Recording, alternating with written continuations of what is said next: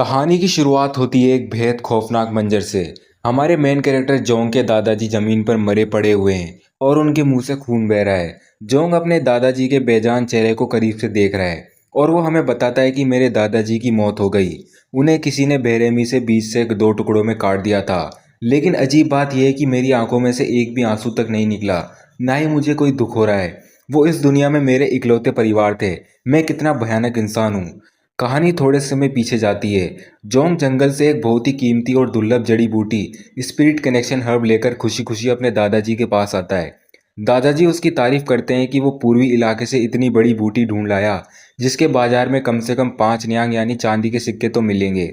Jong बताता है कि जहाँ ये बूटी मिली वहाँ पास में लोमड़ियों की मांद भी थी, जहाँ छोटे छोटे उसके बच्चे थे। लेकिन जोंग ने उन्हें नुकसान नहीं पहुंचाया, क्योंकि अगर वो मर जाते तो उनकी माँ को बहुत दुख होता। दादाजी मुस्कुराते हैं और कहते हैं कि शाबाश, चलो अब खाना खाते हैं। लेकिन अचानक दादाजी का चेहरा सीरियस हो जाता है और वो कहते हैं कि जोंग, क्या तुम मुझसे एक वादा कर सकते हो? तुम्हारे अंदर जो तुम्हारा असली स्वभाव यानी ट्रू नेचर छुपा हुआ है उसे कभी अपने सामने मत आने देना। जोंग कहता है ठीक है दादाजी।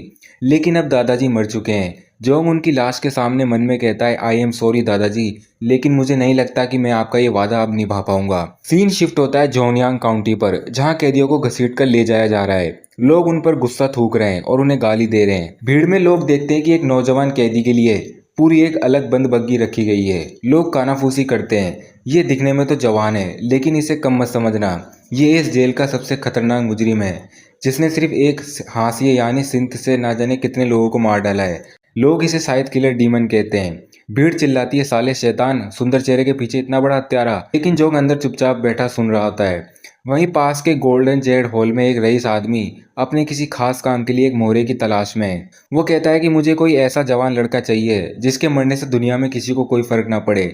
तभी वो खिड़की से जोंग को देखता है और मुस्कुराते हुए कहता है मिल गया, ये बिल्कुल परफेक्ट कैंडिडेट है। जेल के अंदर जोंग मनी मन में सोच रहा है कि मैं बहुत जल्दबाजी कर गया। मैंने अपने दादाजी के कातिल को ढूंढ तो लिया था, लेकिन वो मॉन्स्टर था। उसने मुझे पलक झपकते ही धूल चटा दी। अगर मुझे उसे हराना है तो मुझे मार्शल आर्ट सीखना ही होगा। अचानक कोठरी में एक धुंध छा जाती है। जोंग को जड़ी बूटियों की गहरी समझ थी, इसलिए वो उसकी महक से पहचान जाता है कि ये छिपकली की पूंछ वेलेरियन रूट और बर्थ रूट से बना एक स्लीप अरोमा यानी बेहोश करने वाला धुआं है। बाकी गार्ड्स बेहोश होने लगते हैं, लेकिन जोंग अपनी सूझबूझ से होश में रहता है और सोचता है कि ये मेरे भागने का मौका है। जोंग जैसे ही भागने की कोशिश करता है, अचानक एक बेहद तेज मार्शल आर्टिस्ट जिसका नाम गार्ड काम है उसके प्रेशर पॉइंट्स को लॉक कर देता है। जोंग हिल तक नहीं पाता। जोंग को पहले लगता है कि ये वही कातिल है, लेकिन ध्यान से देखने पर उसे पता चलता है कि ये कोई और है, क्योंकि उसके चेहरे पर वो निशान नहीं है। तभी वहां पर एक अमीर और एक रौबदार जवान दाखिल होता है, जिसे गार्ड काम यंग मास्टर कहकर बुलाता है। जब वो जोंग के सामने कुर्सी पर बैठता है तो जोंग के होश उड़ जाते हैं। उस लड़के का चेहरा हुबहू जोंग जैसा होता है। वह कोई और नहीं, ग्रेट मोंग स्वॉर्ड मैनर का तीसरा यंग मास्टर मोक ग्योंगवॉन है। मोक ग्योंगवॉन हंसते हुए कहता है, कितनी अजीब बात है ना, हमारा चेहरा एक जैसा है, लेकिन तुम मौत की सजा पाने वाले कैदी हो जो 2 दिन में मारा जाएगा, और मैं एक यंग मास्टर। मैं तुम्हें एक मौका देता हूँ मेरा स्टैंड इन बनने का। तुम्हें ऐशो आराम की जिंदगी मिलेगी और काम खत्म होने पर तुम्हें बहुत सारा पैसा और आज़ादी भी मिल जाएगी। वो जोंग के आगे एक गोली बढ़ाता है तो जोंग पूछता है कि क्या ये जहर है? मॉक मुस्कुराकर कहता है, बिल्कुल, ताकि तुम गद्दारी ना करो। काम पूरा होने पर एंटीडोट मिल जाएगा। जोंग अपने दादाजी के बदले को याद करता है और उस गोली को निगल लेता है। मॉक खुश होकर गार्ड काम से जोंग की हथकड़ियाँ खोलने को कहता है। गार्ड काम जोंग को आज़ाद कर देता है। यंग मास्टर मॉक ग्योंगवॉन हवा में पंखा झलते हुए अकड़ कर कहता है, चलो तुम मेरे आगे आगे चलो। गार्ड काम आगे का रास्ता साफ करने के लिए थोड़ा सा आगे बढ़ता है, लेकिन जैसे ही गार्ड काम की पीठ घूमती है, अगले ही पल जेल के उस अंधेरे गलियारे में एक खौफनाक आवाज गूंजती है। गार्ड काम चौंक कर पीछे मुड़ता है, लेकिन सामने का नजारा देखकर उसके पैरों तले जमीन खिसक जाती है। असली यंग मास्टर मॉक ग्योंगवॉन जमीन पर खून से लथपथ मरा पड़ा है। जोंग ने पलक झपकते ही उसका काम तमाम कर दिया। जोंग धीरे से अपनी गर्दन घुमाता है। उसके चेहरे पर खून के छींटे हैं और आंखों में एक बेहद डरावनी और शातिर मुस्कान है। वो मरे हुए मॉक की तरफ देखता है और फिर सीधे गार्ड काम की आंखों में आंखें डालकर कहता है, ओह गलती हो गई, अब क्या किया जाए गार्ड काम, असली वाला तो मर गया, अब तो ये बस नकली ही बचा है। चैप्टर 2 की शुरुआत होती है एक खौफनाक मंजर से। हमारा हीरो हाथ में दराती यानी साइथ लिए मुस्कुरा रहा है। चारों तरफ चीख पुकार मची है, लोग अपनी जान बचाने के लिए भाग रहे हैं और हमारा हीरो यानी स्लाउटरिंग साइथ डीमन अपने दुश्मनों को गाजर मूली की तरह काट रहा है। वो अपने मन में सोचता है कि मजा आ रहा है, बहुत ही मजा आ रहा है। दरअसल जिन लोगों पर उसे अपने दादाजी के कत्ल का शक था उसने उन सबको मार डाला था। लोगों को मारते वक्त उसे डर नहीं बल्कि एक अजीब सा आनंद मिल रहा था। उसे अपने दादाजी की बात याद आती है कि अपने अंदर छुपे इस असली चेहरे को दुनिया से छुपा कर रखना। वो खुद से पूछता है कि क्या उसका ये असली रूप बुरा है, पर उसे कोई जवाब नहीं मिलता। उसे तो बस अभी और कत्ल करना है। लेकिन तभी सीन बदलता है। हीरो का यह पागलपन थमता है जब उसके सामने आता है एक असली बेहद शक्तिशाली मार्शल आर्ट्स योद्धा। वो योद्धा जोंग पर एक ऐसा वार करता है कि जोंग खून की उल्टियां करने लगता है। जोंग हैरान रह जाता है। वो मन में सोचता है कि ये कमीना तो अभी इतना दूर था, पलक झपकते ही मेरे पास कैसे आ गया? क्या ये इंसान भी है? वो योद्धा तंज कसते हुए कहता है कि अरे तुम अब भी जिंदा हो। बिना किसी ट्रेनिंग के तुम मेरे सबसे खतरनाक वार से बच गए। ये काफी तारीफे काबिल है, पर तुम्हारा खेल यहीं खत्म होता है। चुपचाप सीधे जीते तो ज्यादा जीते। जोंग बुरी तरह हार जाता है। बेहोश होने से पहले वो सोचता है क्या मैं अपने दादाजी के कातिल को ढूंढने के तुरंत बाद ऐसे मरने वाला हूँ। लेकिन वो मरता नहीं है। जब उसकी आंख खुलती है तो वो खुद को लोहे की भारी जंजीरों में एक अंधेरी काल कोठरी में पाता है। वो समझ जाता है कि उसकी मौत तय है, लेकिन वो मन ही मन भगवान से एक आखिरी मौका भी मांगता है। यहीं से कहानी में आता है असली ट्विस्ट। कोठरी के अंदर असली छोटे मालिक यानी यंग मास्टर की लाश पड़ी है, जिसे हमारे जोंग ने मार दिया है। ये देखकर गार्ड काम गुस्से से पागल हो जाता है और चिल्लाता है, कमीने, तू तो सिर्फ एक नकली था। तेरी हिम्मत कैसे हुई मेरे छोटे मालिक को मारने की? लेकिन हमारा जोंग डरने के बजाय ठंडे दिमाग से मुस्कुराता है और कहता है, अगर मैं तुम्हारी बात मानकर चुपचाप बैठा रहता तो मैं वैसे ही मारा जाता। अब जो जहर तुमने मुझे दिया था मैं वो खा चुका हूँ। बिना एंटीडोट के मैं जिंदा भी नहीं बचूंगा। तो क्यों ना एक डील करें? आज से मोक सॉर्ड मैनर का तीसरा छोटा मालिक मर चुका है और उसकी जगह मैं तुम्हारा वफादार गुलाम बनकर रहूंगा। गार्ड काम समझ जाता है कि ये जोंग कोई मामूली जोंग नहीं है और वो ये डील मान लेता है। और इस तरह जोंग को मिल जाती है एक नई पहचान, मोक ग्योंगवॉन की। गार्ड काम उसे हर 24 घंटे में जहर की दवा का देने का वादा करता है। यहाँ जोंग मनी मन कसम खाता है कि वो इस मार्शल आर्ट्स खानदान का छोटा मालिक बनकर छुप जाएगा और यहाँ के खतरनाक मार्शल आर्ट सीखेगा और फिर अपने दादाजी के असली कातिल को ढूंढकर तड़पा तड़पा कर मारेगा। चैप्टर 3 की शुरुआत में हमारा हीरो अकेले कमरे में बैठा गहरे सोच विचार में डूबा हुआ है। वह खुद से कहता है कि मैं चमत्कारिक रूप से मौत के मुंह से तो बच निकला और मुझे मार्शल आर्ट सीखने का मौका भी मिल गया। लेकिन वो गार्ड जिसे गार्ड काम मेरे ऊपर नजर रखने के लिए छोड़ गया है, वो मेरे रास्ते का कांटा बन रहा है। कमरे के बाहर गार्ड गोचान गुस्से में पैर पटकते हुए मनी मन सोचता है कि गार्ड काम बिना उम्र के साथ साथ नरम पड़ता जा रहा है। इस लड़के में ऐसी भी क्या खास बात है जिसने अभी तक मार्शल आर्ट्स का मैं भी नहीं सीखा? गोचान को अपने बॉस की वो पुरानी बात याद आती है जब उसने घबरा कर पूछा था कि क्या उसने असली मॉक ग्योमन को मार डाला तो फिर हमारी पूरी प्लानिंग का क्या होगा। तब उसके बॉस ने उसका मुंह बंद करते हुए कहा था कि तुम शांत रहो, तुम बहुत जोर से बोल रहे हो। बॉस ने आगे समझाया था कि इससे कोई फर्क नहीं पड़ता, तुम्हारा काम नहीं बदलेगा। प्लान के मुताबिक उस पर नजर रखो और ध्यान रहे कि वह इस जगह से बाहर ना भागे। तब तक मैं कोई दूसरा रास्ता निकालता हूँ और सही समय आते ही हम उसे दूध में से मक्खी की तरह निकाल फेंकेंगे और किसी दूसरे का साथ देंगे। गोचान को याद आता है कि उसने बॉस से कहा था कि काम ने तो उसे ऐसा जहर दिया है कि वह हमारी हर बात मानने से इनकार नहीं कर सकता।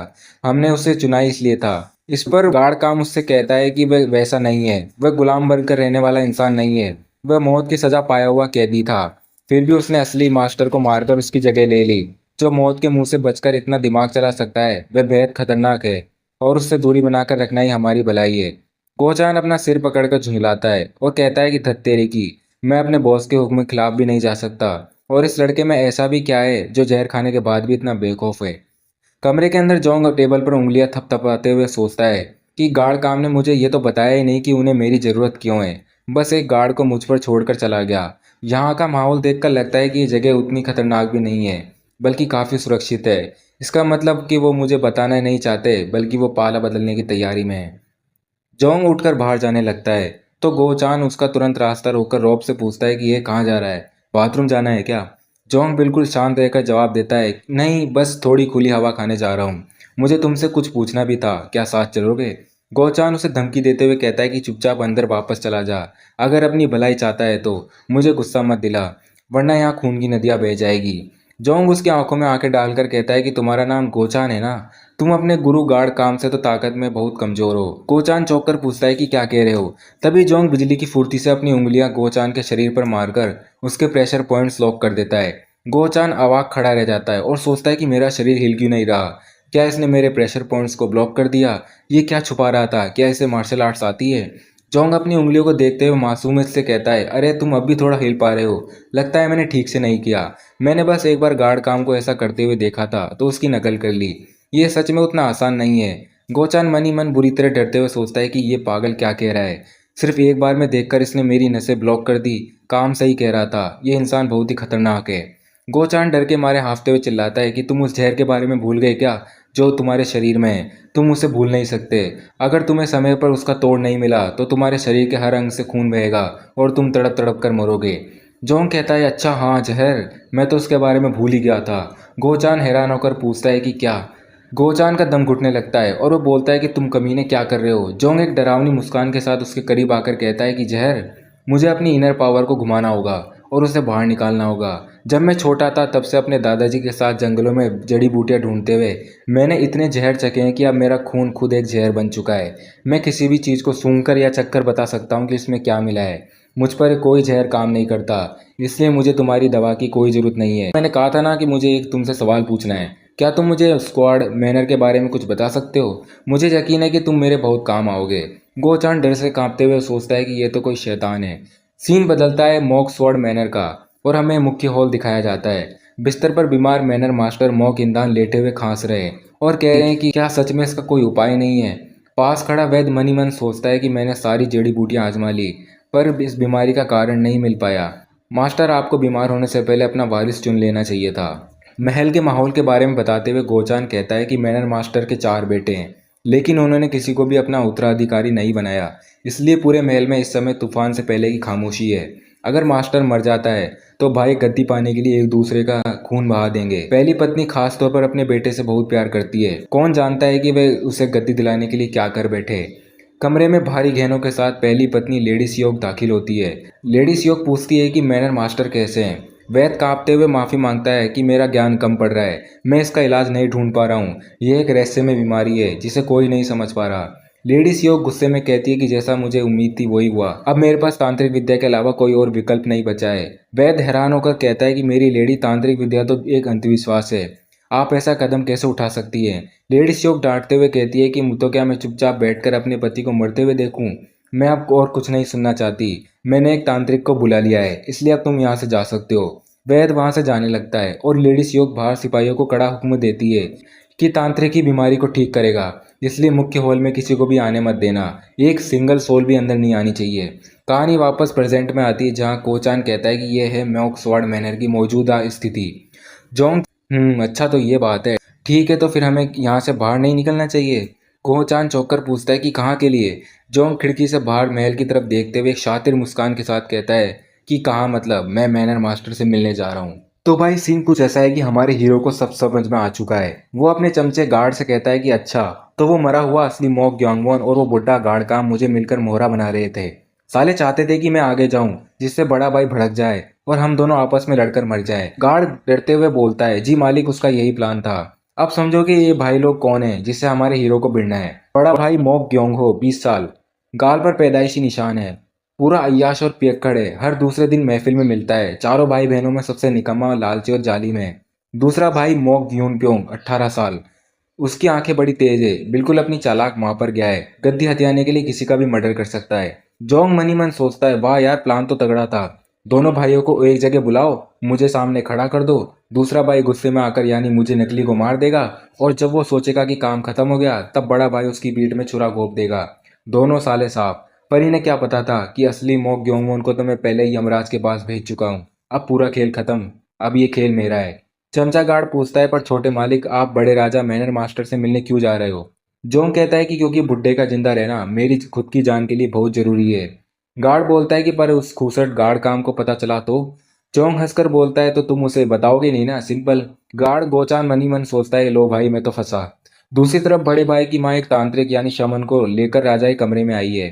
वो तांत्रिक से कहती है कि इस बुड्ढे की बीमारी जितनी बढ़ेगी वो उतना कमजोर होगा, तुम अपना जादू करो। तांत्रिक कहता है कि सबको बाहर भेजो और हाँ, मेरा इनाम मत भूलना। लेडी सियोक कमीनी हंसी हंसकर कहती है, हाँ हाँ, तुम बस राजा की शाही मुहर और उनकी गुप्त मार्शल आर्ट्स की किताब ढूंढो, 300 चांदी के सिक्के तुरंत दे दूंगी।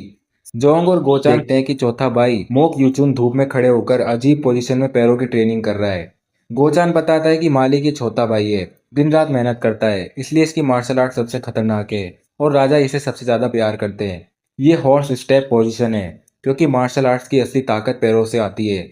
जोंग पूछता है कि अच्छा, अगर मैं ये सीख लूं तो क्या मैं गार्ड काम को मार पाऊंगा? कोचान डर जाता है और बोलता है कि साला कितना तेज है। फिर वो हीरो को समझाता है कि मालिक मार्शल आर्ट्स के लिए इनर यानी अंदर की ताकत होनी चाहिए, जो सांस लेने की कला से आती है। इसे सीखने की उम्र 5 से 9 साल की होती है। अब वो आपकी उम्र निकल चुकी है और आपके शरीर में गंदी एनर्जी जमा है। आप पूरी जिंदगी में भी वो ताकत कभी नहीं सीख सकते। आप कुएं के मेंढक ही रहोगे। जोंग एकदम डरावनी आंखों से गोचान को देखता है और कहता है कि तुम्हारे आंखें भी बहुत लालची लग रही है। मन कर रहा है कि इसको निकाल लूं। सीधे सीधे मेरे वफादार बन जाओ, समझे। गार्ड डर के मारे घुटनों पर आ जाता है। गोचान कहता है कि मालिक यहाँ से जल्दी चलो। ये चौथा भाई असली मॉक ग्यूंगन से बहुत नफरत करता है। 2 साल पहले असली वाले ने इसकी माँ को गाली दी थी, तो चौथे भाई ने उसे ऐसा कूटा था कि वो अधमरा हो गया था। जोंग जोर से हंसकर कहता है, चौथा भाई तो बड़ा दिल वाला था, कम से कम उसके हाथ पैर तो नहीं तोड़े। हमें कमरे का सीन दिखाया जाता है। कमरे के अंदर तांत्रिक जैसे ही राजा पर अपना जादू टोना शुरू करता है, राजा के शरीर से इतनी खतरनाक और कातिलाना एनर्जी निकलती है कि पूरा कमरा कांप उठता है। तांत्रिक चीखता है, अरे बाप रे, ये बुड्ढा तो शैतान है, इसकी एनर्जी मुझे ही मार डालेगी, बचाओ। और एक जोरदार धमाका होता है, फिर दरवाजा खुलता है। जोंग राजा के बिस्तर के पास पहुंच जाता है और राजा को देखकर मुस्कुराता है और कहता है, अरे तो आप हैं मेरे पापा, चलिए हाथ जोड़कर आपको मेरा प्रणाम। उन्हें देखकर तांत्रिक गुस्से में लाल पीला हो जाता है और चिल्लाता है, भागो यहाँ से, तुरंत बाहर निकलो, चाहे तुम मालिक के बेटे ही क्यों ना हो, मुझे कोई फर्क नहीं पड़ता। तांत्रिक का कहना था कि कमरे में बहुत ज्यादा कातिलाना एनर्जी फैली हुई है, जिससे मालिक की बीमारी और ज्यादा बिगड़ जाएगी। तभी अचानक मैनर मास्टर को एक और भयानक दौरा पड़ता है। उनके अंदर की बुरी आत्मा जाग जाती है और उन्हें इतनी ताकत देती है कि वो तांत्रिक के जादुई धागों को तोड़ने लगते हैं। तांत्रिक डरकर चिल्लाता है, इन्हें पकड़ो वरना ये बुरी आत्मा तुम लोगों के अंदर घुस जाएगी। जोंग का गार्ड डर के मारे कांपने लगता है, लेकिन हमारा हीरो यानी जोंग एकदम कूल रहता है। वह देखता है कि बात हाथ से निकल रही है तो वह बिना सोचे समझे अपनी तलवार निकालता है और सीधे अपने पिता यानी मालिक का एक हाथ काट देता है। ये देखकर तांत्रिक और गार्ड दोनों सन्न रह जाते हैं कि ये साला क्या बकचोद आदमी है, इसने तो सीधे अपने बाप का हाथ ही उड़ा दिया। हाथ काटने के बाद मालिक शांत हो जाते हैं और खून बहने लगता है। तांत्रिक की फट जाती है और वो ये सोचता है कि इससे पहले कि इस कत्ल का इल्जाम उस पर आए, यहाँ से 9-2-11 हो जाए। लेकिन वह जैसे ही भागने की कोशिश करता है, यंग मास्टर अपनी ठंडी तलवार सीधे तांत्रिक के गले पर टिका देता है। यंग मास्टर उससे पूछता है, सच सच बता, तुझे किसने यहाँ पर भेजा है? क्या तू इस सच में मालिक को मारना चाहता था? मौत को सामने देखकर तांत्रिक की सिट्टी पिट्टी गुल हो जाती है। वह रोते हुए सच उगल देता है कि उसे फर्स्ट लेडी यानी हवेली की बड़ी मालकिन ने काम पर रखा था। फर्स्ट लेडी चाहती है कि तांत्रिक इस बुरी आत्मा का इस्तेमाल करके मालिक की सीक्रेट मैनुअल, गुप्त शक्तियों की किताब और सील यानी हवेली की शाही मुहर का पता लगाए, ताकि वह इस पूरी हवेली पर कब्जा कर सके। अब यहाँ से आता है कहानी में असली ट्विस्ट। जोंग का गार्ड घबरा कर कहता है, यंग मास्टर, हमें मालिक को बचाना होगा, वरना फर्स्ट लेडी का बड़ा बेटा राजा बन जाएगा और वो आपको मार डालेंगे। लेकिन यंग मास्टर डरने के बजाय मुस्कुराता है और तांत्रिक से कहता है, जो तुम कर रहे थे वही करो, उस आत्मा को वापस बुलाओ और पता लगाओ कि वो किताब और मोहर कहाँ पर छुपी हुई है। तांत्रिक हैरान हो जाता है कि ये लड़का अपने बाप की जान दांव पर लगाकर उस तिजोरी का पता लगाना चाहता है। तांत्रिक एक मिट्टी की डॉल निकालता है और जादुई मंत्र पढ़कर उस बुरी आत्मा को वापस बुलाता है, ताकि वो आत्मा मालिक को छोड़कर इस डॉल में आ जाए और मालिक की जान बच जाए। तांत्रिक जब अपना पूरा जोर लगाकर मंत्र पढ़ता है तो कमरे में खौफनाक अंधेरा छा जाता है और वह बुरी आत्मा प्रकट होती है। तांत्रिक चिल्लाकर पूछता है, बता, मैनर मास्टर की सीक्रेट किताब और मोहर कहाँ पर है? आत्मा दर्द से चीखते हुए आखिर वो गुप्त ठिकाना बताई देती है। मेडिसिनल हॉल, दवाइयों की दुकान या फिर औषधालय के नीचे एक गुप्त तहखाना है। वहां उसके सामने जो पत्थर का दरवाजा है उसके पीछे। जैसे ही ठिकाने का पता चलता है, आत्मा अचानक बेकाबू हो जाती है और डॉल को छोड़कर जोंग के शरीर पर कब्जा करने के लिए झपटती है। तांत्रिक की फट जाती है और वह बाहर खड़े यंग मास्टर की तरफ जोर से चिल्लाता है, यंग मास्टर जल्दी करो और वो जादुई धागा काट दो, वरना यह आत्मा तुम्हारे शरीर को हमेशा के लिए वश में कर लेगी। लेकिन तांत्रिक एक चाल चलता है। वो जोंग को बचाने के बजाय उसके सर पर एक ताबीज लगा देता है, जिससे वो आत्मा जोंग को अपने वश में कर ले। पीछे खड़ा तांत्रिक मन ही मन खुश हो रहा है और सोचता है कि यह आत्मा शुरुआत से ही इतनी खतरनाक और कातिल थी, इसे कंट्रोल करना नामुमकिन था। अच्छा हुआ कि यह दुष्ट आत्मा उस बुड्ढे को छोड़कर इस लड़के के शरीर में चली गई। मेरा मिशन भी पूरा हो गया और रास्ते का कांटा भी साफ हो गया। वो पीला ताबीज जलने लगता है और उसमें से एक भयानक भूत यानी दुष्ट आत्मा गुस्से में चिल्लाते हुए बाहर निकलती है। लेकिन ट्विस्ट यहाँ आता है, वो भूत उस तांत्रिक पर भड़क जाता है और चिल्लाता है कि तेरी इतनी हिम्मत, तूने मुझे एक मामूली कठपुतली से धोखा दिया, मैं तुझे कभी माफ नहीं करूंगा। और फिर वो भूत जोंग को देखकर सोचता है, क्या यही वो लड़का है जिसने मुझे धोखा दिया? ये तो काफी जवान है, बहुत बढ़िया। अब मैं इस बुड्ढे की बजाय इसके शरीर पर राज करूंगा और इसे हमेशा के लिए इसके दिमाग में ही सुला दूंगा। सीन बदलता है। इसके बाद वो भूत जोंग के दिमाग में घुसकर एक झूठा सपना यानी भ्रम दिखाने लगता है। जोंग खुद को एक शांत नदी किनारे पानी भरते हुए देखता है ये वो सोचता है कि ये तो वही जगह है जहाँ मैं रोज आता हूँ। मैं इसे चाहकर भी भुला नहीं सकता, पर आज कुछ अजीब लग रहा है। ऐसा लग रहा है कि जैसे मैं कुछ बहुत जरूरी चीज भूल रहा हूँ। और तभी उसे याद आता है, अरे ये तो मेरे घर का ही रास्ता है। जोंग पागलों की तरह भागते हुए घर की तरफ जाता है और देखता है कि उसके दादाजी खून से लथपथ जमीन पर मरे पड़े हुए हैं। वो रोने लगता है। जोंग चिल्लाता है, दादाजी उठो दादाजी, आप हमें ऐसे छोड़कर नहीं जा सकते। तभी भूत जोंग को पूरी तरह पागल करने के लिए उसके दादाजी का एक नकली रूप लेकर सामने आता है। जोंग रोते हुए कहता है, मैं दादाजी आपको कभी नहीं खोऊंगा, क्योंकि इनकी वजह से मैं आज जिंदा हूँ। भूत सोचता है कि जोंग अब उसके जाल में फंस चुका है। जोंग का चेहरा एकदम ठंडा हो जाता है और उसकी आंखें अजीब सी चमकने लगती है। जोंग अचानक उस नकली दादाजी को घूरते हुए बेहद ठंडी आवाज में कहता है, साले भूत, तेरी वजह से मुझे एक बहुत ही बकवास बात याद आ गई। तू मेरे मरे हुए दादाजी के साथ नाटक कर रहा है। तुझे शायद कोई गलतफहमी हुई है। अगर तू मुझे मेरी असली इच्छा दिखाना ही चाहता था तो मेरे दादाजी को जिंदा दिखाने के बजाय तुझे मुझे उस कमीने के टुकड़े टुकड़े करते हुए दिखाना चाहिए था जिसने मेरे दादाजी को मारा था। जॉन के पूरे शरीर से काली और डरावनी नफरत की ऊर्जा निकलने लगती है। भूत डर के मारे कांपने लगता है। भाई साहब, ये कैसा लड़का है? इसके अंदर तो ऐसा खतरनाक जहर और दुष्टता भरी है कि जिससे मरे हुए लोगों की आत्मा भी दूर भागती है। एक जिंदा इंसान के अंदर इतनी नफरत कैसे हो सकती है? भूत डरकर जॉन के दिमाग के अंदर और भागता है, जहाँ उसे एक सील लगा हुआ बहुत बड़ा दरवाजा दिखता है। अब भूत को समझ आ गया था कि उसने गलत पंगा ले लिया है। भूत सोचता है कि लगता है इस लड़के की असली ताकत या यादें यहाँ पर बंद है। मैं इस दरवाजे को तोड़कर इसकी चेतना पर कब्जा कर लेता हूँ, फिर मैं बच जाऊंगा। अचानक उस दरवाजे से काली परछाइयां निकलकर भूत को ही जकड़ लेती है और उसे अंदर खींचने लगती है। भूत तड़पते हुए चिल्लाता है, नहीं, ये क्या हो रहा है? ये तो उल्टा मुझे ही निगल रहा है। मुझे छोड़ दो, असंभव। और एक जोरदार आवाज आती है, गल्प। यानी जोंग का दिमाग उस भूत को ही जिंदा खा जाता है और इसी के साथ जोंग अपनी नीली खतरनाक आंखें खोलता है। नेक्स्ट एपिसोड की शुरुआत होती है मॉक्सफोर्ड मैनर के इनर मैनर मास्टर जेंग म्योंगिन से। वो रात के अंधेरे में आसमान की तरफ देखकर सोचते हैं कि क्या ये जो सब हो रहा है वो वाकई ठीक है। दरअसल आज से 19 साल पहले उन्होंने मैनर लॉर्ड मॉक इंदान के साथ मिलकर समुद्री डाकुओं का खात्मा किया था। मॉक इंदान उनके लिए एक सच्चे हीरो थे जिनकी वफादारी की कसम उन्होंने खाई थी। लेकिन आज मैनर की लेडी ने एक पाखंडी ओझा को बुलाकर मैनर की सीक्रेट किताब और सील ढूंढने का काम सौंप दिया है। जेंग म्योंगविन को अच्छे से पता है कि वो ओझा एक नंबर का धोखेबाज है जो मैनर लॉर्ड को किसी दवा के दम पर डरा रहा है। वो गुस्से में खुद से कहते हैं कि मैं अपनी वफादारी को ऐसे मिट्टी में मिलते नहीं देख सकता। मुझे जाकर देखना है कि अंदर क्या चल रहा है। लेकिन जैसे ही लॉर्ड जेंग वहां पहुंचने वाले होते हैं, अंदर का नज़ारा बुरी तरह बदल चुका होता है। कमरे में कोई मामूली भूत नहीं बल्कि एक बेहद दुष्ट आत्मा मौजूद है। हमारा यंग मास्टर उस रूह को हुक्म देता है कि जाओ इस ओझा को मार डालो। ये देख ओझा की फट जाती है और वो चिल्लाता है कि ये नामुमकिन है। एक शुद्ध शैतानी रूह किसी इंसान के इशारों पर कैसे नाच सकती है? वो यंग मास्टर के पैरों में गिरकर अपनी जान की भीख मांगने लगता है कि मुझे माफ कर दो, मुझे जिंदा छोड़ दो, तुम जो कहोगे मैं वो ही करूंगा। लेकिन यंग मास्टर बिना किसी रहम के ठंडे दिमाग से पूछता है कि क्या तुम्हें वो सील और सीक्रेट किताब के बारे में कुछ पता चला? ओझा के मरते ही यंग मास्टर अपने गार्ड गोचान को अंदर बुलाता है। मैनर लॉर्ड के हाथ पहले से ही कटे हुए हैं। गोचान पूछता है कि क्या हम इस सच को छुपाने वाले हैं? तो यंग मास्टर प्लान बताता है कि हम कहेंगे कि ओझा पागल हो गया था और तलवार चला रहा था, इसलिए हमने उसे रोकने के लिए मार दिया। लेकिन गोचान कहता है कि मैनर की मालकिन इतनी बेवकूफ़ नहीं है। वो इस आधी अधूरी कहानी पर यकीन नहीं करेगी और शक तुम पर ही आएगा। बस फिर क्या था, कहानी को असली लुक देने के लिए हमारा यंग मास्टर जो करता है उसे देखकर आपके रोंगटे भी खड़े हो जाएंगे। वो मुस्कुराते हुए अपनी ही टांगों पर तलवार से वार कर देता है। गोचान खौफ से चिल्लाता है कि यंग मास्टर ये क्या कर रहे हो? जोंग खून बहने देता है और कहता है कि अब कहानी एकदम परफेक्ट है। कहना कि ओझा ने मैनर लॉर्ड के हाथ काटे और मुझे भी जान से मारने की कोशिश की। जब मेरा चेहरा दर्द से पीला पड़ेगा तो कोई शक नहीं करेगा। ये लड़का कितना खतरनाक है ये गोचान भी समझ जाता है और समझ जाता है कि इससे कभी भी दुश्मनी नहीं लेनी है। तभी इनर मैनर मास्टर जेंग म्योंगिन कमरे का दरवाजा खोल देते हैं और उनके सामने लाश, खून और कटे हुए हाथ देखकर चीख पड़ते हैं, कमीनों, ये क्या अनर्थ कर दिया तुम लोगों ने? गोचान घबराकर कहता है कि लॉर्ड जेंग, ये गलतफहमी है। लेकिन तभी जेंग म्योंगिन की नजर लेटे यंग मास्टर पर पड़ती है जो इतनी गंभीर हालत में भी मनी मन मुस्कुरा रहा था। लॉर्ड जेंग समझ जाते हैं कि ये कोई सीधा साधा लड़का नहीं बल्कि एक बहुत ही बड़ा एक्टर और शातिर खिलाड़ी है। इस पूरे ड्रामे के बाद जोंग को औषधालय में ले जाया जाता है।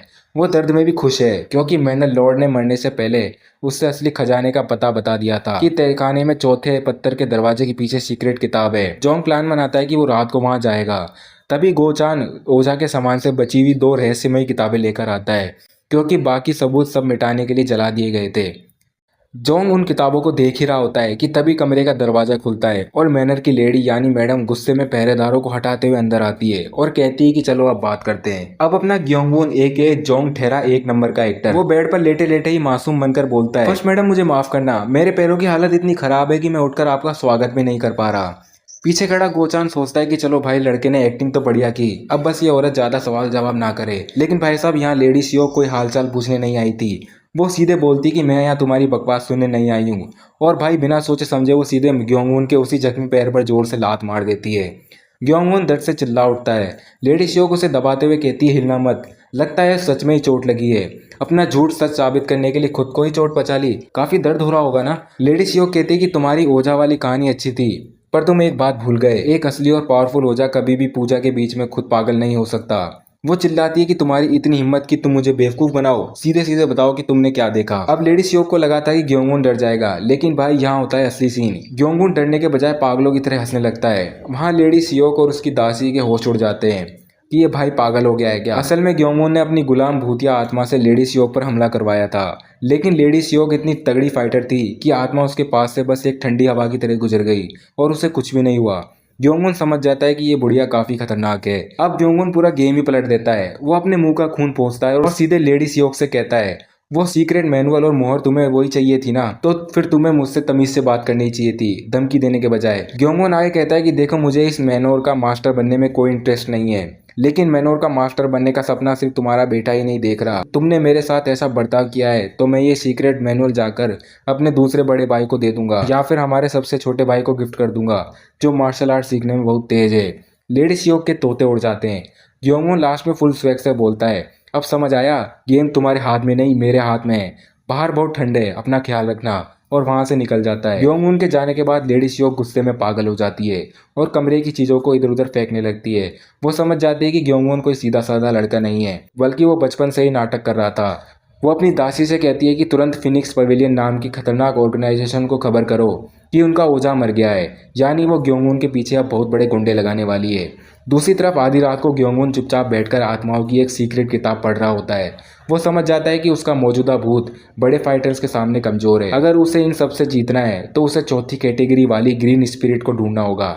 यह एक ऐसी खतरनाक आत्मा है जो लोगों के दिमाग पर कब्जा करके उन्हें अजीब अजीब चीजें दिखा सके। ग्योंगवून अपनी लालटेन उठाता है और मुस्कुराते हुए कहता है, चलो भाई अब असली मैनुअल और मोहर ढूंढने का टाइम आ गया है। नेक्स्ट सीन में हम देखते हैं कि हमारा हीरो एक बहुत ही गहरे और अंधेरे तहखाने में पहुंच चुका है। वो चारों तरफ देखता है और हैरान होकर खुद से ही कहता है, भाई कोई एक ऐसी सीक्रेट बुक और एक सील को छुपाने के लिए जमीन के नीचे इतना गहरा गड्ढा कैसे खोद सकता है। लेकिन फिर वो सोचता है कि चलो कोई बात नहीं, ये जगह जितनी छिपी हुई है इसका मतलब यहाँ मिलने वाली चीज उतनी ही कीमती होगी। अब यहाँ आपको थोड़ा सा फ्लैशबैक बता दूं, हमारे हीरो को पता चल चुका है कि उसकी एक खास ताकत यानी डिमोनिक मोंग के पावर्स गार्ड कैम पर काम नहीं करेंगे। इसलिए गार्ड कैम जैसे तगड़े दुश्मन को हराने के लिए उसे और भी खतरनाक पावर्स और कार्ड्स की जरूरत है। और इसी वजह से वो इस मेडिसिनल हॉल के ठीक नीचे 4 पत्थरों के दरवाजे को पार करके इस चौथी रहस्यमय गुफा में आया है। जैसे ही वो अंदर जाने की सोचता है, बूम, अचानक गुफा के खतरनाक ट्रैप एक्टिवेट हो जाते हैं।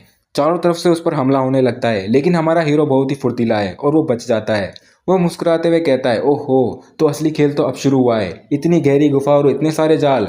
वो सोचने पर मजबूर हो जाता है कि क्या यहाँ पर सिर्फ एक सीक्रेट मार्शल आर्ट्स की किताब है या फिर इस गुफा के मालिक ने यहाँ पर उससे ही बड़ी कोई बेहद चीज छुपा के रखी है। सारे ट्रैप्स को पार करके हमारा हीरो जब गुफा के आखिरी हिस्से में पहुंचता है तो वहां का नजारा देखकर चौंक जाता है। जमीन के इतने नीचे होने के बावजूद भी वहां पर एक कमरा बना हुआ था जो पूरी तरह लकड़ी का था और बिल्कुल सिमेट्रिकल यानी दोनों तरफ से एक जैसा था। वहां का माहौल देखकर ऐसा लग रहा था कि कोई इंसान यहाँ पर सालों से रह रहा था और यहाँ ट्रेनिंग करता था। हमारा हीरो आगे बढ़ता है और उसे वो दोनों किताबें मिल जाती है जिसकी उसे तलाश थी।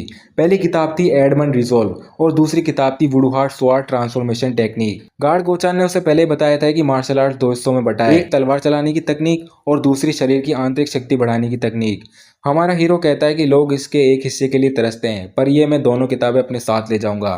किताब तो मिल गई, पर कहानी में आता है अब असली ट्विस्ट। हीरो को लगता है कि इतनी बड़ी जगह में सिर्फ 2 किताबें छुपा कर रखी जाएं, ऐसा हो ही नहीं सकता। तभी उसकी नज़र जमीन पर पड़ती है जहाँ किसी भारी चीज को घसीटने के निशान होते हैं। वो समझ जाता है कि किसी भारी चीज को हटाकर यहाँ से छुपाया गया है। जैसे ही वो उस जगह को चेक करता है, उसे जमीन के नीचे छुपा हुआ एक लकड़ी का संदूक मिलता है। यह कोई आम संदूक नहीं था, इसके ऊपर अजीबोगरीब ताबीज और मंत्र लिखे हुए थे ताकि उसे कोई खोल ना सके। जैसे ही हमारा हीरो उस संदूक के पास जाता है, उसकी लालटेन की आग अजीब तरह से फड़फड़ाने लगती है, मानो कोई भूतिया साया आसपास हो। और जैसे ही वो संदूक को खोलता है, उसके अंदर एक लेदर कवर वाली एक अजीब सी किताब होती है। उसकी बदबू और उसका टेक्सचर इतना गंदा और घिनौना होता है कि हमारा हीरो भी हैरान रह जाता है, क्योंकि वो किताब किसी जानवर की नहीं बल्कि एक इंसान की चमड़ी से बनाई गई थी। यानी कोई बहुत बड़ा और काला राज इस किताब के अंदर छुपा हुआ है। और सीन शिफ्ट होता है मॉक्सफोर्ड मैनोर के आलीशान महल में, जहाँ जोर शोर से ढोल नगाड़े बज रहे हैं और लोग नाच रहे हैं और जश्न मनाया जा रहा है। और ये जश्न मना रहा है वहाँ का सेकंड यंग मास्टर मोक यून प्योंग। यून प्योंग पागलों की तरह हंसते हुए चिल्लाता है, ढोल बजाओ और जोर से बजाओ, खुशी मनाओ। और वह अपने आप से कहता है कि हमारा महल बहुत ही चमक रहा है, और चमके भी क्यों ना, मैं इस पूरे महल का मालिक जो बनने जा रहा हूँ। और फिर वो अपने सामने खड़े शख्स को देखता है और कहता है, और ये सब मुमकिन हुआ है तुम्हारी वजह से गार्ड काम, मेरे पक्ष में आने के लिए तुम्हारा बहुत बहुत शुक्रिया। गार्ड केम भी विलन की तरह मुस्कुराते हुए यंग मास्टर के सामने सिर झुकाता है। सेकंड मास्टर बड़ी चालाकी से झूठी हमदर्दी हुई दिखाते हुए कहता है, अरे दोस्त, तुम्हें इतनी देर तक इंतजार कराने के लिए मैं माफी चाहता हूँ। मैं तो तुम्हारे लिए बहुत बड़ी दावत रखना चाहता था, लेकिन क्या करूँ, पिताजी की तबीयत अभी ठीक नहीं है। वह गद्दार गार्ड काम तुरंत सिर झुकाकर मक्खन लगाते हुए कहता है, नहीं नहीं हुजूर, मेरे लिए तो यही बहुत बड़ी सम्मान की बात है। इसके बाद दोनों कमरे के अंदर जाते हैं। कमरे का दरवाजा बंद होते ही सेकंड यंग मास्टर अपने असली रंग में आता है और सीधे मुद्दे की बात पूछता है, तो क्या यह सच है कि उस कमीने मो ग्योंगमोन की सारी मार्शल आर्ट्स की ताकत खत्म हो चुकी है? गार्ड बिना झिझक के जवाब देता है, जी हाँ यंग मास्टर, वह इस समय मार्शल आर्ट्स का एक कतरा भी इस्तेमाल नहीं कर सकता। यहाँ गार्ड मन ही मन सोच रहा होता है कि मैं झूठ नहीं बोल रहा, असली मो ग्योंगमोन तो पहले ही मर चुका है और यह जो नया लड़का उसकी जगह आया है वह तो मार्शल आर्ट्स जानता ही नहीं। लेकिन मैं सेकंड मास्टर को ये कभी नहीं बताऊंगा कि वो नकली है, क्योंकि अगर ये बात सामने आई कि मैं असली मास्टर को नहीं बचा पाया तो सेकंड मास्टर सबसे पहले मेरी ही गर्दन उड़ा देगा। तभी गार्ड काम सेकंड मास्टर के सामने घुटने टेक देता है और कहता है, यंग मास्टर, आपकी वफादारी के सबूत के तौर पर मैं खुद उसका सिर काट कर आपके कदमों में रख दूंगा। ये सुनकर सेकंड मास्टर जोर जोर से हंसने लगता है। वो तो बहुत ही बड़ा बेवकूफ़ है, वह पहले भी कमज़ोर था और अब तो उसके पास मार्शल आर्ट्स भी नहीं बची। उत्तराधिकार की इस रेस में हारने का इससे बुरा तरीका और क्या हो सकता है। खैर, अच्छा है कि तुम्हारे जैसा टैलेंटेड बंदा मेरे लिए काम कर रहा है। तभी सेकंड मास्टर अचानक पूछता है, वैसे क्या तुम मुझे ये नहीं बताओगे कि उसने अपनी ताकत खोई कैसे? अगर इसमें भी तुम्हारी कोई गलती होगी तो मैं तुम्हें माफ़ कर दूंगा, आखिर इंसान से गलतियां होती है। गार्ड के पसीने छूट जाते हैं और वो कहता है कि मुझे माफ़ कर दीजिए मालिक, लेकिन मैं ये नहीं बता सकता। और मन ही मन सोचता है कि अगर मैंने बता दिया तो मुझे तुम्हारा कचरा साफ करना पड़ेगा। अब आता है सीन का सबसे बड़ा शौक। सेकंड मास्टर खिड़की के पास जाता है और मुस्कुराते हुए कहता है, चलो कोई बात नहीं, मुझे तुम पर पूरा भरोसा है, आखिर तुम उस बदनाम जगह के इतने खतरनाक हत्यारे जो रहे। ये सुनते ही गार्ड के पैरों तले जमीन खिसक जाती है और वह अंदर से बुरी तरह डर जाता है और सोचता है कि इस कमीने को मेरे अतीत के बारे में कैसे पता चला। सेकंड मास्टर उसकी घबराहट समझ जाता है और कहता है, अरे क्या हुआ, क्या ये कोई सीक्रेट था? खैर, अब तुम जा सकते हो। गार्ड के जाने के बाद सेकंड मास्टर अपने एक खास और ताकतवर गुंडे जो इस्लाम को वहां पर बुलाता है। सेकंड मास्टर कहता है कि वह गार्ड हमसे कुछ छुपा रहा है, तीसरा भाई जरूर कोई खिचड़ी पका रहा है। जो इस्लाम, तुम अभी जाओ और चुपके से पता करो कि वहाँ पे क्या चल रहा है। और हाँ, सिर्फ पता मत लगाना, मौका देखकर हमारे प्यारे भाई का एक हाथ पैर भी तोड़ाना। जो इस्लाम एक क्रूर मुस्कान के साथ कहता है, जी हुजूर, समझो काम हो गया। दूसरी तरफ हमारा हीरो मो ग्योंगवन अपने कमरे में अकेला बैठा है। उसके हाथ में एक रहस्यमय माला और एक पुरानी किताब है। जैसे ही वो उसे छूता है, उसे अपनी उंगलियों में एक अजीब सी ठंडी और जानलेवा वाइब महसूस होती है, जैसे साक्षात मौत उसके सामने खड़ी हो। वह सोचता है कि ये चीज़ यहाँ नीचे क्या कर रही थी। इस पर लिखा है, डिमोनिक मॉन्क। भाई साहब, ये किताब तो कोई बहुत ही खतरनाक और जादुई चीज़ है। तभी अचानक हीरो को बाहर किसी के आने की आहट होती है। वह तुरंत समझ जाता है कि कोई चोर या दुश्मन महल में घुस आया है। बाहर सेकंड मास्टर का भेजा हुआ गुंडा चो इस्लांग चुपके से आगे बढ़ रहा होता है। वह देखता है कि उसका वफादार गार्ड गोचान कमरे के बाहर पहरा दे रहा है। इल्सांग सोचता है कि ये बाहर क्यों खड़ा है, इसका मतलब अंदर कुछ जरूर गड़बड़ है। लेकिन वह जब पास जाता है तो देखता है कि गोचान तो खड़े खड़े ही सो रहा था। इल्सांग मनी मन हंसता है और बिना कोई आवाज किए सीधे हीरो के बेडरूम में घुस जाता है। कमरे के अंदर कदम रखते ही चो इस्लांग देखता है कि मो ग्योंगवन बेड पर सोया हुआ है। लेकिन तभी उसकी नज़र पास में रखी उस रहस्यमय किताब पर पड़ती है। किताब को देखते ही इल्सांग की आंखें फटी की फटी रह जाती है और वो कांपते हुए सोचता है कि बाप रे, ये तो वही असली पौराणिक किताब है। अगर ये किताब हमने सेकंड मास्टर को दे दी तो उत्तराधिकार की जंग में हमारी जीत पक्की है। जैसे ही वह किताब चुराने के लिए अपना हाथ बढ़ाता है, अचानक सन्नाटे को चीरती हुई एक बेहद ठंडी और डरावनी आवाज़ आती है, मेरे बेडरूम में तुम्हारा क्या काम है दोस्त, क्या तुम्हें नींद नहीं आ रही थी? हीरो पलक झपकते ही उसके सामने आता है और उसे एक झटके में उसका गला पकड़कर उसे हवा में उठा देता है। इल्सान की सांसें अटक जाती है और वह इतना ही सोच पाता है कि यह तो कोई शैतान है, और एक जोरदार आवाज़ के साथ हीरो उसका गला दबा देता है। कुछ समय बाद जब चो इस्लाम को होश आता है तो वो खुद को बुरी तरह बंधा हुआ पाता है। वह डर के मारे कांपते हुए कहता है कि मैं कहाँ हूँ, तुम क्या कर रहे हो, मुझे छोड़ दो। ग्योंगवन, उसके चेहरे पर एक भेद डरावनी, कातिलाना और साइको वाली मुस्कान होती है। उसके हाथ में एक चमकदार तेज धार वाला चाकू होता है और मुस्कुराते हुए कहता है, चलो अब थोड़ी तसल्ली से बात करते हैं।